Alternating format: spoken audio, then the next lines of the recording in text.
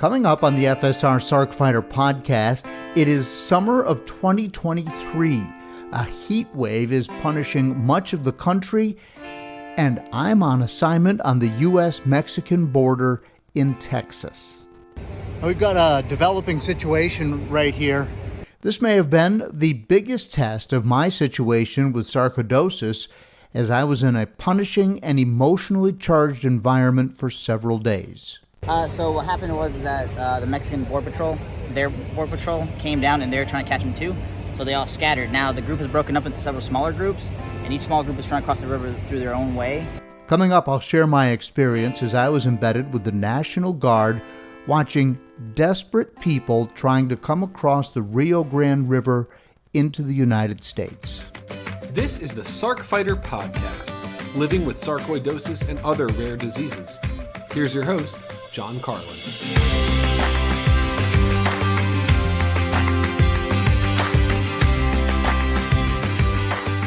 Hello and welcome. This is episode 93 of the FSR Sarc Fighter Podcast. I'm your host, John Carlin. This episode is brought to you by aTyr Pharmaceuticals. On the heels of their successful Phase 2 clinical trial, aTyr Pharma has now launched a Phase 3 clinical trial with pulmonary sarcoidosis. This study tests whether their drug, efzofitimod, will allow people to reduce the dose of steroids that they are taking to treat their disease while maintaining symptom control and preserving lung function. In other words, replacing prednisone. Listen to episode 65 of the FSR Sarc Fighter Podcast with aTyr Pharma's president and CEO, Dr. Sanjay Shukla. And to learn more, you can go to a link in the show notes. And thanks again to aTyr Pharmaceuticals for everything the company is doing to try and find really the first drug that's been created and now tested, is on the way to being tested, and very close to the end of the line in terms of the clinical trials, the very first drug to treat specifically sarcoidosis. So I hope you will click on that link and you will learn more about what's going on with aTyr and efzofitimod. I got to tell you, this podcast is going to be a little bit different. I'll be sharing with you some of my thoughts as I have just returned 3.5 days ago from watching migrants attempt to enter the United States at a place called Eagle Pass, Texas. Now, this will be about those migrants, but also my experience, and I'm going to share it in the context of what I think is the most severe or stringent test of my body since I have gone into, I can't say remission because I'm still taking medication, but control of sarcoidosis because I'm essentially symptom-free, but I do take 3 drugs essentially to keep my sarcoidosis under control. Now, I have to tell you why I feel like this was a test. Before I get into kind of the more interesting part of the podcast, which sarcoidosis or not, I hope you're going to find fascinating because it really was a firsthand experience. And it's some of the most interesting and difficult reporting I've ever done in my life. And I've been in the business for at least 4 decades now. Since I started in radio way back in 1980, to give you an idea. But since I've had sarcoidosis, and if you haven't listened to my story that I detailed way back in episode 1 when I was just getting the podcast started, I have neurosarcoidosis, and I have permanent damage of my spinal cord because of it, right basically in my neck. So everything south of my neck, if you will, has it has limited ability compared to my days of playing point guard at the YMCA and in high school and just really enjoying playing basketball and being active and sort of quick and mobile. But now I have lost a lot of feeling in my lower body because of this. So as a result, tight spaces really mess me up. Like if I've got to move my foot and there's something blocking it, I can't feel what's blocking it. And so I kind of have to look down. So if I'm in a tight space, I'm very awkward. and it's embarrassing to me. Because if I walk up to you, you have no idea what's going on, and so I'm going to be, I know I'm going to be riding in the back of a vehicle with lots of equipment and stuff, and it's going to be rough, and I'll get into that in just a little bit. So tight spaces are a problem. Heat is a problem. I just don't deal with heat very well, and so now I've been assigned to go to Texas, where the week before we got there, the temperature was 107. And so I'm stressing out about that as I anticipate going down there. And there's just so much unknown. So my assignment was to be embedded with the National Guard. And I knew that I had a press liaison who was a person who guides the media through, but I also knew that we would be essentially the only media there right along the border. So it's kind of important to get it right, and I'm stressing about that. And this is all the things that I'm thinking about before I even get there. And then not the least of which is, how am I going to keep my backpack with me? Is it going to be near me? Am I going to be near a vehicle? Am I going to be walking a lot? How much am I going to be out in the heat? What am I supposed to wear? I didn't know if they would be, because the National Guard's out there in that heat, bless their hearts, in their full uniforms, bulletproof vests, hats, helmets, and I didn't know if, for safety's sake, if they'd be dressing me in that. Ultimately, they didn't, but I spent a lot of time worrying about it ahead of time. And then really what I wanted to do was figure out a way to keep my gabapentin nearby. I take it 3 to 4 times a day, and that really cuts down on the pins and needles feeling in my body. And if I don't take it, everything that I've just talked about is a lot worse. Let me just put it that way. So I'm thinking, all right, how am I gonna make sure that I've got a backpack with me that I can get to, that I've got my gabapentin. So all of that is a stressor going into this. So then we flew from where I live in Roanoke, Virginia, down to Eagle Pass, Texas. We flew into San Antonio, where we had shipped our gear. We have a sister station, which is KSAT, KSAT, in San Antonio, which is owned by the same company, Graham Media, that owns my television station, WSLS, in Roanoke. And so we flew down. We had shipped our gear to KSAT. The gear arrived later than we anticipated, and so now our deadline is approaching. We've got a 2.5-hour drive. This is on a Monday. We've got a 2.5-hour drive. It's a week ago today as I'm speaking, down to Eagle Pass, Texas, where we are scheduled to begin doing live reporting from the border, right at what they call the Trump Wall, which is the border wall, at the border. And we don't have any gear. We have a camera with us, but we don't have the thing called live view, which is how we get our live signal back to the television station. So anyway, KSAT digs one up and lets us borrow theirs. We drive down and get there maybe 45 minutes before we're supposed to go live. I still haven't talked to anybody, but I know the deal. I know what's going on, and at that point, I can talk about what we are about to do and what we can see. And from where we're positioned outside the Trump wall, I can see the river. I can see what they call the concertina wire. They call it sea wire. And it is unbelievably hot. It's 102, 103. We're checking our phones for the National Weather Service. The car thermometer says 107. But that's probably not accurate. So it was probably, for safety's sake, let's say it's 102. At that point, does it really matter? So we get there, and I'm describing what we can see. We see a group of migrants walking along the wire that have somehow gotten through the wire, the sea wire, which is these swirls and swirls and swirls like you see on top of prison walls.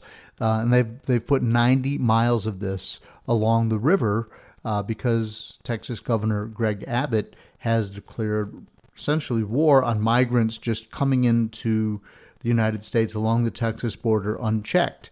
If they're going to come, they need to be essentially checked. It needs to be difficult. There needs to be an orderliness to it. They can't just come through, run into the brush, and disappear into the United States.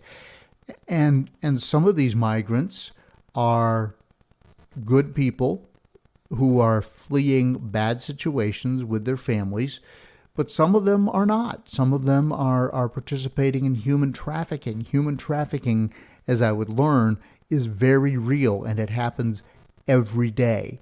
And then some of these guys are identified by Border Patrol as single males who have bad intention. They're bringing drugs across the border.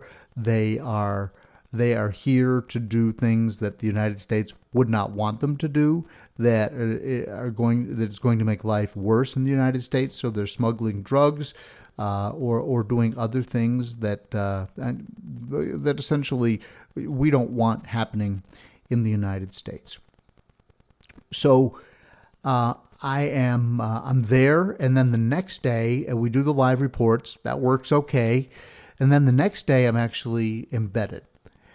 I will join this press liaison, and we will be, instead of being outside the Trump wall, there's about 200 or 300 yards from the border wall, as it were, that was erected, and they just refer to it as the Trump wall, that was erected during President Trump's time as president.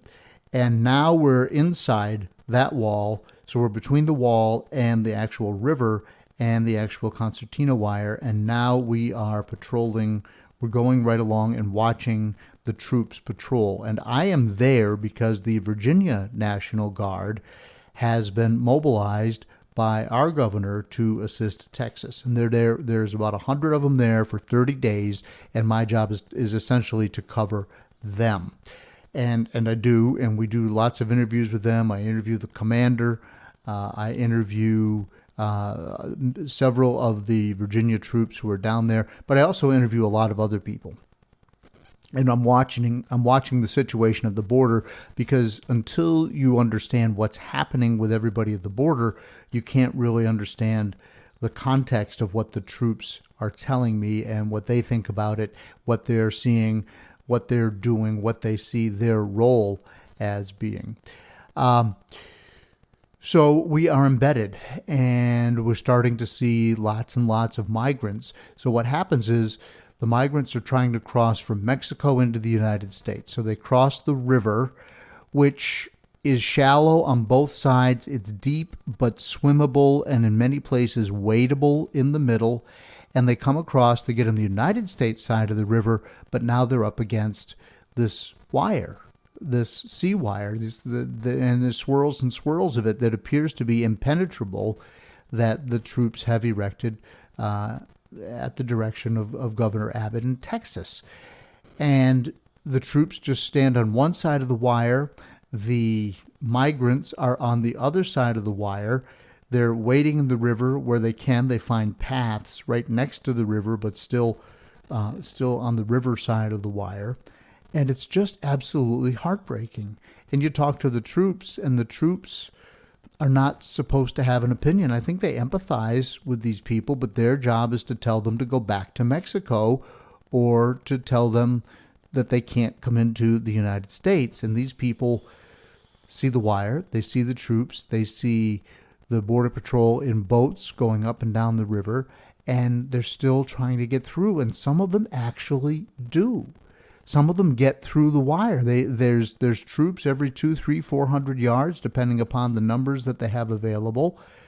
And they'll look up, and all of a sudden, there's people standing inside the wire. And then the people just say, for the most part, during the day, and a lot of them are carrying children, they say, okay, arrest me. I don't care. I made it. I'm on U.S. soil. And so then the Border Patrol comes and takes them, and they go for what they call processing. And at that point, the troops' job is over. And then it's up to the Border Patrol people to take them to customs and so forth, and they decide what to do with them. And that's not the part of the story that I'm covering. I'm covering what happens at the border. But people come and they bring clothes, and they'll put clothes or blankets over the wire so that the barbs can't cut them, and they'll knock it down, they'll push it down, or they'll find a way to just get through the coils. They'll cut their skin. They don't care. But you got to remember, some of these people are fleeing with just the clothes on their backs and their families. They're coming from Honduras, Venezuela, some of them from Mexico. And the last thing between them and freedom is those coils of wire. They've even gotten across Mexico, and I'm going to tell you what happens to them in Mexico, which is awful. And now all they have to do is get across 3 or 4 yards of this wire. Well, they're going to do it, and they don't care. Right? They don't care if they get hurt. They don't care if they get entangled. And they get through. They find a way to get through, even if they get hurt, and many times they just find a way to trash the wire by using clothing and so forth to protect them, and they get through. And I'm seeing all of this. I'm seeing a group of migrants that the troops said they watched them. 1 minute they were on the other side of the river. They turned their backs, or they looked over for something else, and there they were. They were just standing there on our side of the wire. So you watch movies and you hear this term coyotes. Coyotes are the people who are hired by these migrants to bring them into the United States. But they're bad guys. For the most part, they're bad guys. A lot of them are working with the cartels, or they are working for themselves. But what they do is they agree for a fee to get these people to the border. Then, as they do, they rob them of everything they have just as these people reach the river. And then we heard from lots of the migrants that not only were they robbed by the coyotes, but they were attacked by the coyotes and what they call the cartels in Mexico. And also, they claimed the Mexican police. And I don't think these are the Mexican police that we saw right there at the border across the river, but as they're coming through Mexico, they told us that they were robbed, that the men and the children were beaten, and that the women were sexually assaulted. And while we were there on evening patrol one night, we saw a group of about 36 migrants try to get across a bridge and actually rush customs. Now, this isn't like rushing the wire where we are. They got on the bridge where if you were a tourist and you were coming to Mexico from the United States, you'd be in your car, you'd come up to customs, you'd show them your passport, they would look at your passport, they'd maybe look over your car, and then you would be waved into Mexico. And the same thing coming into the United States. These people are on the bridge, and they are rushing customs. They are trying to get through customs without going through that process because they don't have passports. And so then what happens is there are, I kid you not, at least 24 vehicles on the United States, police vehicles with their lights flashing. And then on the Mexican side, there they are, and there are snipers on the roof of the across the river. And so these people turn around. They've been led there by the coyotes. They walk down to the river, and they take off running. And I'm watching this whole thing. They just take off running, and they're fleeing the Mexican authorities. They're fleeing the coyotes who want to rob them of whatever they have left. And they just jump in the river, and they start wading and swimming across. And I was with Staff Sergeant Aaron Lycourt of the Texas National Guard, and he narrates to me what's happening. I want you to just listen to a part of my interview with Aaron Lycourt. Here it is. We've got a developing situation right here. Sir, what's going on, Lycourt? What can you tell us? Currently, we have the group that was at the bridge site. They've got pushed down to under the bridge where the river's at, where essentially the border starts, and instead of doing the legal way, they're trying to cross illegally. Now they've actually hit our land, and they're on the other side of the Conexes, which is already an illegal trespassing, but they haven't crossed the sea wire that's already put down. Okay, so this is the same group of people we saw that tried to rush the bridge. Correct. And then they turned around, they came down along the river, and then they just started running. What was going on there? So what happened was that the Mexican Border Patrol, their Border Patrol came down and they were trying to catch them too. So they all scattered. Now the group is broken up into several smaller groups, and each small group is trying to cross the river through their own way. And some have already hit the side. If you look over the side where we're at now, you see probably the first group to actually cross the border. All right, I'm gonna pan over. Yep. And there they are, right there. A multitude of women, children, men, children. Right. So, and then when there was the issue, they were running from the coyote. Tell me what was going on there. So what usually happens is if they haven't paid the coyote, the coyotes will try to go for their cell phones or wallets, the clothes off their back for the most part. And by the time they hit our side, they've already been robbed. So depending on if they've already paid coyotes on their side or not, that will usually happen. So that's just a glimpse of my reporting that happened at the border. Normally I would be on camera, but my photographer, Jeff Perzan, who is with me from Channel 10, has got the big TV camera, and he's taking video of all this happening. So that's not, I mean, if I'm on camera, then he can't get that video.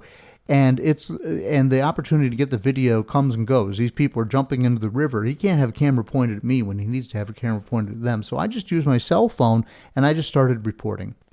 And I actually put together a clip which will be at WSLS.com, and it's reporting for Channel 10 on my cell phone, my extended interview with Aaron Leichhardt, because what we did is we followed that group that came across. They yelled at us in Spanish. They were telling us all the atrocities they suffered. But now the National Guard, regardless of their empathy, is not allowed to let them in. So we followed them as they walked in the river on their side of the wire, and then they got tired, so they had to stop. And they got women and children with them, and they had to stop. And we stayed with them for a while, but then we had to go on because we were with the National Guard, and they had guardsmen watching these people, but we couldn't stay with them all night. But we did stay with them until very late, until well after dark. And I believe that if they kept going, they would eventually get to the end of the wire 5 miles downriver, and then probably be arrested and taken for processing. But the next morning, we went back to the end of the wire. More people were arriving there, and we saw what happened. This was a different group. So they got these people up under into the shade after they made it, and they're waiting to be taken for processing. And a woman is crying, so we interviewed them. They're speaking in Spanish, but now I have an interpreter. And so what they do is they separate the men, if they're over 18, from the women and children, because a lot of times men come in looking like they are a part of a family, looking like they are well-intentioned, but sometimes they're not. And that happens every day. And the troops at the border have no way of knowing who's who. So this woman is crying. She's talking about all these same atrocities, being robbed, sexual assaults, the whole nine thing. And then her son, who is 18, is separated from her. And she's crying. She wants her son back. But because he's over 18 and he's a male, they take all the males to the border for processing separately. I would assume that if she is being honest and her son is well-intentioned, that the family would be reunited. But if not, I don't know what happens. I mean, that all happens at processing. And I want to try and find out. I'll never be able to find out what happened to that family. But I'm seeing all of this, and it's heartbreaking. But on the other hand, I'm in my mode as journalist. I'm in my mode as reporter. And my job is not to help these people or to try and help these people, even if there was a way that I could. My job is to tell their story. And so that's what I'm doing, and that's what I will be doing. That's, to a certain extent, that's what I'm doing now. So what does this have to do with sarcoidosis? Maybe nothing, maybe a lot. For me, as I told you, I was wondering what my body could take in terms of the stress in that environment from the heat. If you listen regularly, I stay in shape by riding my bike. I think I am in better shape than most of the population because I work at it so hard. that's just what it may not be. But, and there's a lot of people at the gym who are in better shape than me, but there's a lot of people who aren't even in the gym. So I'm testing all of that fitness. I'm testing my ability. My bike is, as you've heard me say, is my thermometer for my health. And when I'm riding well, I feel like everything is okay. Haven't had a flare since 2018. And as you know, I spent most of 2019 recovering with very strong drugs that sidelined me for most of 2019. So 2020 is my first quote unquote good year since my last severe flare. So when I got this assignment, I literally thought about playing the Sarc card with my boss. He's like, I'm thinking about sending you to the border with the National Guard. Do you want to go? Will you go? And I could have looked at him and I could have said, with my situation with sarcoidosis, I don't know if I want to put myself there. I don't know if I can handle it. On the other hand, a part of me said I wanted to see what I could do. I knew this was a huge story, a good story, and I wanted to do it. I mean, I wanted to go. And at this point, looking back, I'm glad I did. I'm home for 4 days now, 3.5 days, if you will, and things are okay. It appears that I survived it. And so then you get to the inevitable comparison between my life dealing with sarcoidosis, feeling like I got screwed by sarcoidosis, feeling like I mourn the life that I once had, and I've heard from all of you that we all do the same thing. And then I look at these poor migrants trying to get in the United States with just the shirts on their backs. We saw one family, they wanted to push through the wire, and the woman was crying, and she had this documentation that she had cancer, and she's pushing her documents through this wire, trying not to cut her arm, and the soldiers look at it and they say, yeah, it looks like you do. We may let you come through for medical reasons, but we're not going to let your family come through. They're going to have to go back. And so she's crying. She doesn't know what to do. And eventually she decides she wants to stay with her family. And they turn around, they go back into the river. I don't know whether they ever made it into the United States. We're seeing so many of these people. We can't focus on just one group. And even if we could, I don't know what we'd be able to do. They go back into the river, they're gone. It's not like I can go through the wire. I have to stay on the U.S. side. I'm embedded. I'm somewhat at the whim of the troops. But so I'm seeing this woman, and it's breaking my heart. And all of these people just have the shirts on their backs. They've endured unbelievable pain and suffering. They've left everything behind, again, beaten, robbed, sexually abused on their way to the United States.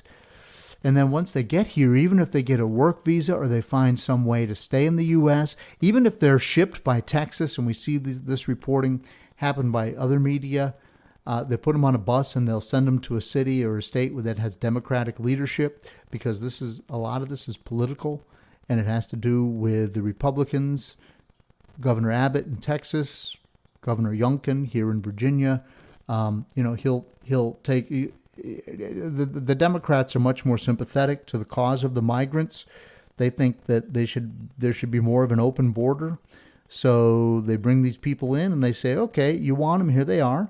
And they'll send them to a state that has Democratic leadership and let their social service organizations and so forth, immigrant organizations, deal with these people. That happens many times. But even if all that happens, even if they get shipped to Boston or New York, then what happens to them? And how does that compare to my struggle with sarcoidosis? Because I'm feeling put upon, and I'm looking at these folks and I'm thinking, well, okay, I guess my life right now with sarcoidosis isn't so bad. And I think it's important that we look at Sarc as the snowflake disease. It affects everyone differently. Every one of us has a different sarcoidosis story. Every one of us has had our lives dispatched to a life that we didn't want by sarcoidosis. And I'm sitting here in my 2-story colonial in a cul-de-sac in beautiful Roanoke, Virginia, with greenery around me, and my dog Dougal lying on the chair, and my wife at work at the SPCA helping dogs, and me doing this reporting. I have 3 wonderful sons and 7 wonderful grandkids, and I see them all the time. And I look at these other people, and I think maybe I don't have it so bad, right? But on the other hand, I think that's not fair to look at the people who are in the worst situation and say, couldn't those of us with sarcoidosis have a better situation than we have? That doesn't mean that we don't need to continue to fight. That doesn't mean that the pharmaceutical companies don't need to try and find drugs for us. It doesn't mean that clinical trials aren't going on. It doesn't mean that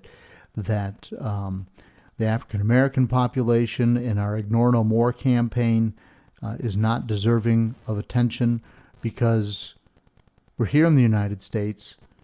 We love the United States. We want the system in the United States to work, and that's what these people are coming here for, is to get into our system. They want to be a part of the land of opportunity, and we want to be a part of the land of opportunity, and we're looking for opportunities for each of us to be able to thrive as best we can living with sarcoidosis.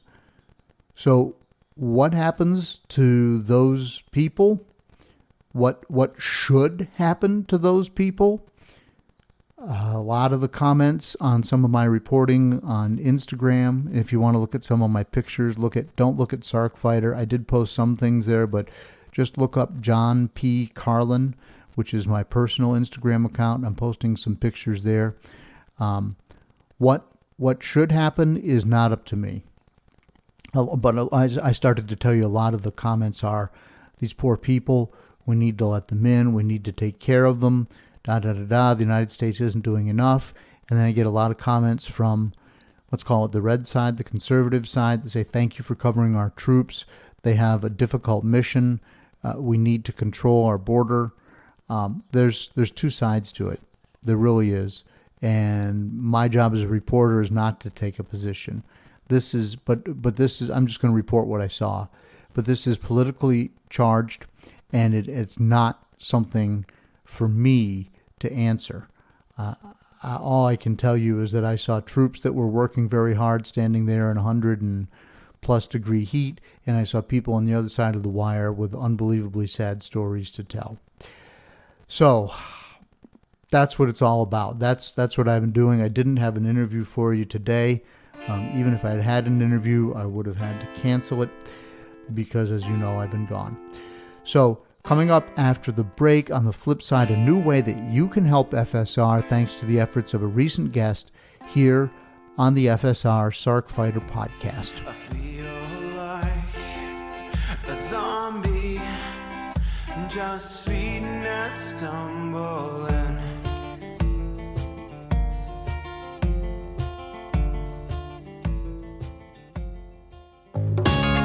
Hi, I hope you're enjoying the Sarc Fighter Podcast. You may be wondering, what can I do to help? How can I be a part of the sarcoidosis solution? It's simple. Make a donation to KISS, Kick In to Stop Sarcoidosis. 100% of the money goes to the Foundation for Sarcoidosis Research. Look for a link in the show notes of the Sarc Fighter Podcast. Well, thanks for listening to my riff on life at the border. I want to go back now to March. I interviewed a man named Tony Haskell, who was a guest here on the Sarc Fighter Podcast, and he talked about how he'd been diagnosed with cardiac sarcoidosis. He went through some hard times. He couldn't figure out what was going on with his body. Sarcoidosis was very hard to diagnose. He was an active skier in Vermont, an active cyclist, kind of a guy who lives a life, like mine, although he's been very successful in life, I can tell you that. And once he was diagnosed and he started taking the various medications for sarcoidosis, and I encourage you to go back and listen to episode 83, but he said at the time he was able to live a pretty normal life. I asked him, has sarcoidosis changed the way you live your life? And at that time, in March, and now it's the last day of July, so August starts tomorrow, he said it really hadn't affected him that much, that thanks to the medication he was getting along. Well, he's been emailing me updates and things are not going so well for Tony. His cardiac sarcoidosis has progressed. He's been back to the doctor several times. The issues with his heart have worsened, and doctors have now told him that he needs to take it easy. They have told him he cannot any longer ride his bicycle or do anything difficult outside, and he has really had to scale back his life. And he had intended to do a fundraising bike ride that I've talked about, and that's not going to be possible now. So I received an email this morning from Tony Haskell. He says he's determined to do something. I just want to read you a little bit of that email. So Tony has been doing some fundraising for other diseases before he was diagnosed with sarcoidosis. And he said, this year I'm switching gears, so he's not going to raise money for his other causes because of circumstances that transpired last summer as I was preparing for a 100-mile fundraising ride in Vermont.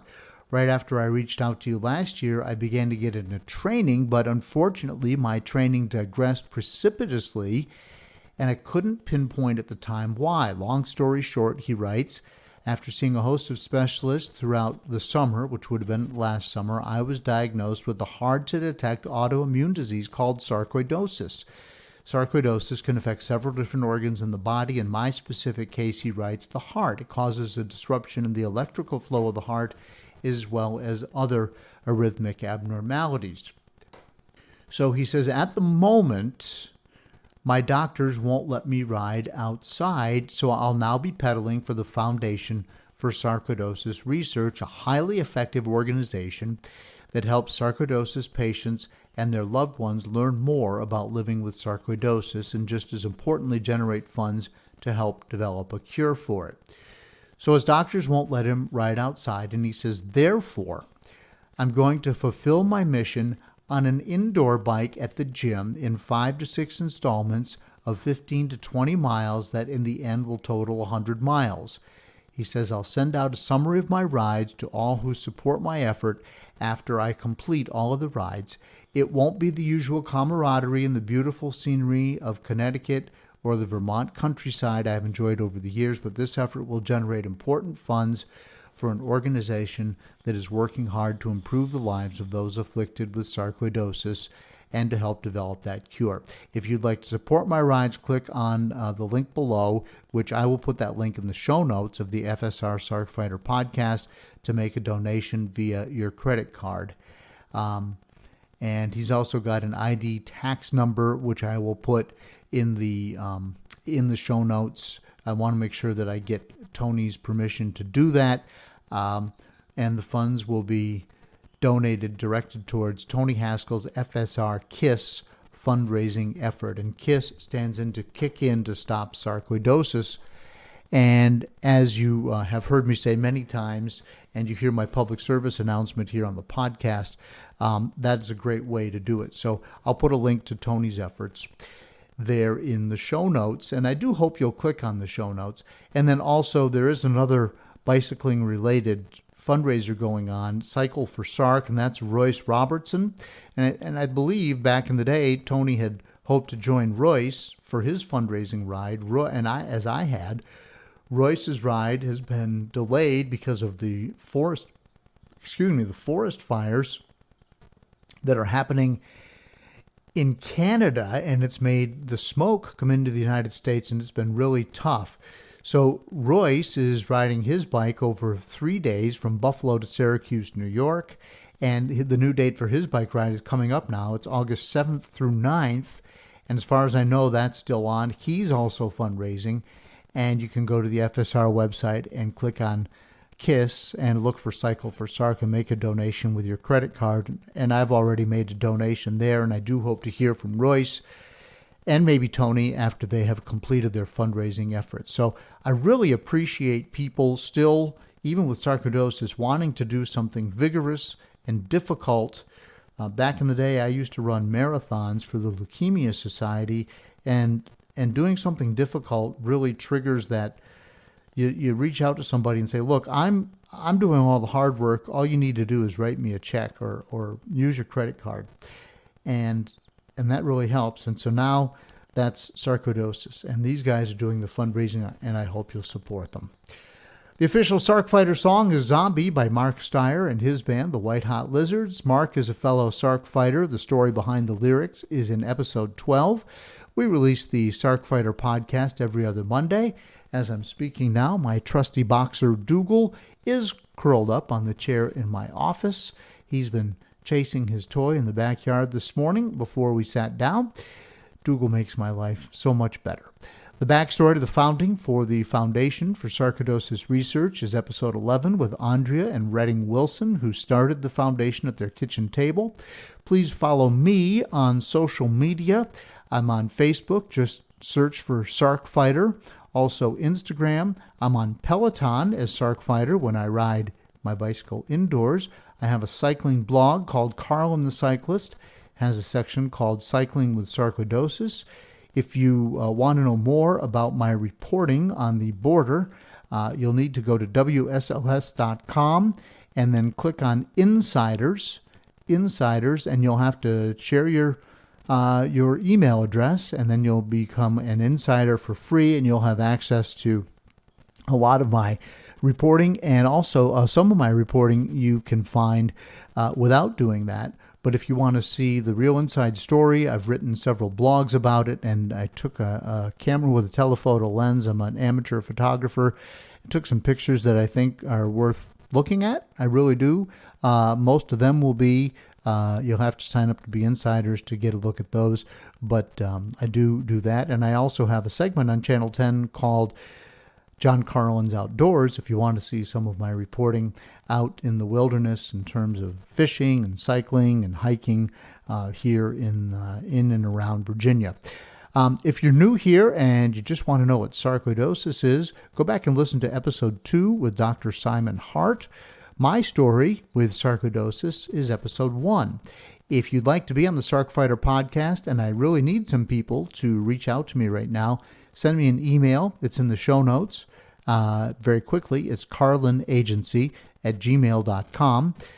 And remember, it helps me reach a lot more people and grow the show if you share it on your social media. And if you like it, just tell one person in the sarcoidosis space. Maybe it's your doctor. Maybe it's somebody else you've met at a support group. Just tell somebody about the Sarc Fighter podcast.